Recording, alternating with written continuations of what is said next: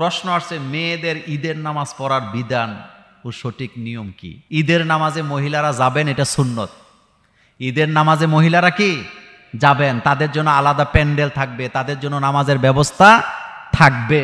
আচ্ছা বলেন তো, ইসলাম কি শুধু পুরুষের জন্য আসছে না নারীদের জন্য আসছে? কোরআন হাদিসের কোথাও কি লেখা আছে যে পুরুষেরা হজ করলে বেশি সওয়াব পাবে, মহিলারা হজ করলে কম সওয়াব পাবে? এরকম আছে? কোরআন হাদিসের কোথাও কি লেখা আছে যে পুরুষেরা নামাজ পড়লে বেশি সওয়াব পাবে আর মহিলারা নামাজ পড়লে কম সওয়াব পাবে? ব্যাপারটা কি এমন?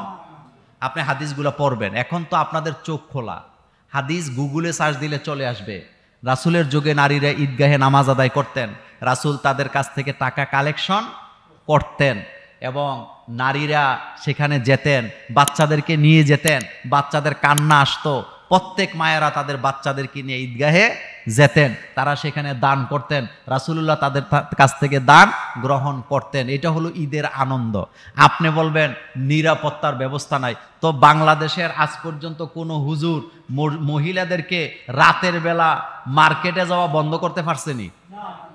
বা যেই দেশের হুজুরেরা নারীদেরকে রাতের বেলা মার্কেট করা বন্ধ করাইতে পারে না, দিনের বেলা ঈদগাহে গেলে নাকি ফিতনা সৃষ্টি হবে, তাদের নাকি নিরাপত্তার অভাব। কষ্টের কথা কারে কই বলেন তো? আপনারা বলেন তো, বাংলাদেশের মার্কেটগুলোতে রাতের 2টা পর্যন্ত 3টা পর্যন্ত মহিলারা আছে না নাই? আচ্ছা, মহিলারা ঈদের মার্কেট দিনে করে না রাতে করে?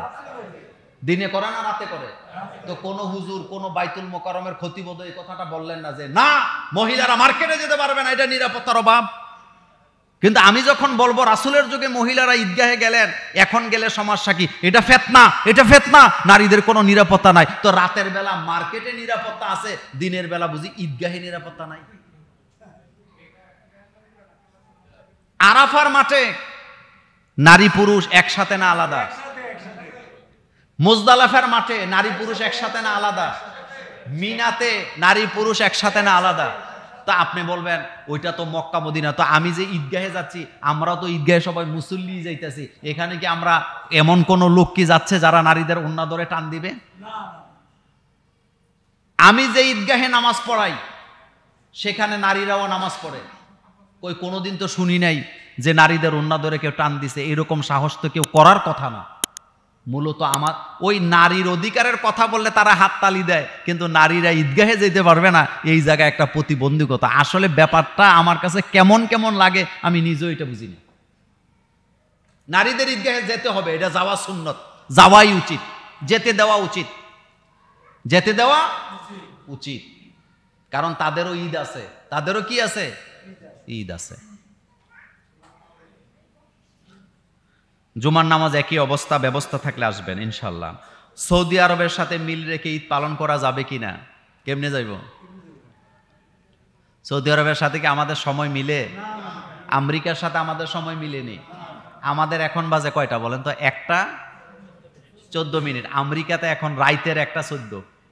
তো আমেরিকার তারা যদি বলে বাংলাদেশের মুসলমানেরাও তো আমাদের ভাই, আমরা আমেরিকার মুসলমান, তাদের সাথে মিলে মিলে আমরা জুমা পড়াম, তাদের নামাজ হইব নি? আচ্ছা, আমাদের এখন বাজে 1টা, এখন যদি সৌদি আরবের তারা আমাদের সাথে মিলাইয়া জুমা পড়ে, তাদের জুমা হইব নি? সময়ের কোনো মিল নাই। আমাদের দেশে চাঁদ উঠে না যেদিন সৌদি আরবের উঠে, আবার আমাদের সৌদি আরবে সেদিন চাঁদ থাকে না যেদিন আমাদের দেশে থাকে। চাঁদের সর্বশেষ তারিখে আমাদের দেশের মানচিত্রে চাঁদ থাকে, কিন্তু সৌদি আরবের মানচিত্রে চাঁদ থাকে না। এই জন্য চাঁদের হিসাবটা 29 এবং 30-এ যায়।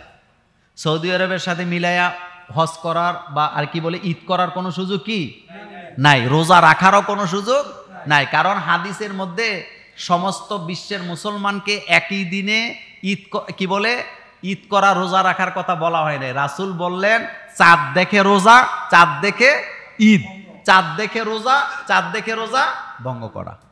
এই জন্য মিলাইয়া করার কোনো সুযোগ নাই। শাশুড়ির সাথে পুত্রবধূর আচরণ কেমন হওয়া উচিত? মায়ের সাথে যেমন হওয়া উচিত। বলেন কার সাথে? একজন পুত্রবধূ তিনি তার ব্রেনে এটা রাখবেন যে এটা আমার স্বামীর মা। কার মা? এই মহিলায় আমার স্বামীরে পেটে ধরার কারণে আমি আমার স্বামীরে পাইছি। কথা কন না কেন?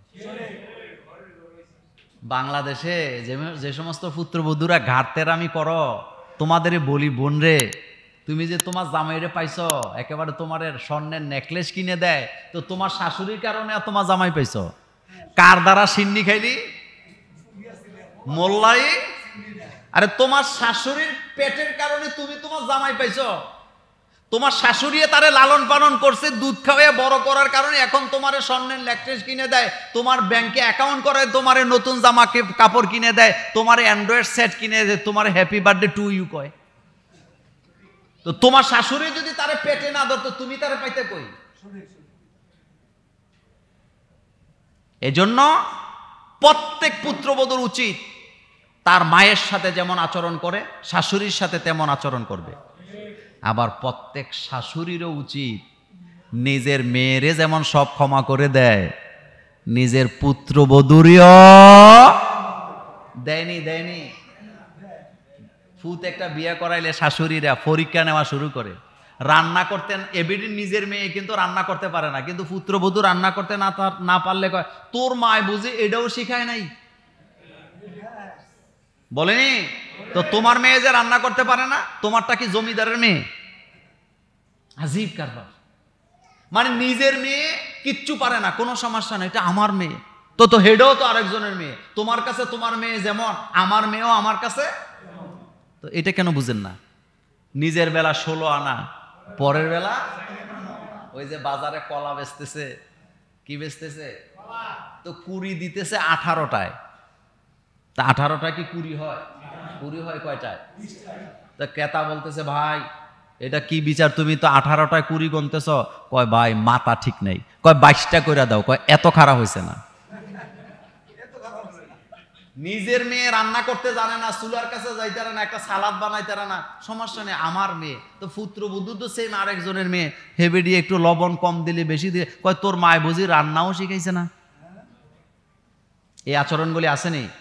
এক কথায় বলে দিলাম, শাশুড়ির সাথে পুত্রবধূর আচরণ হবে নিজের মায়ের মতো। বলেন নিজের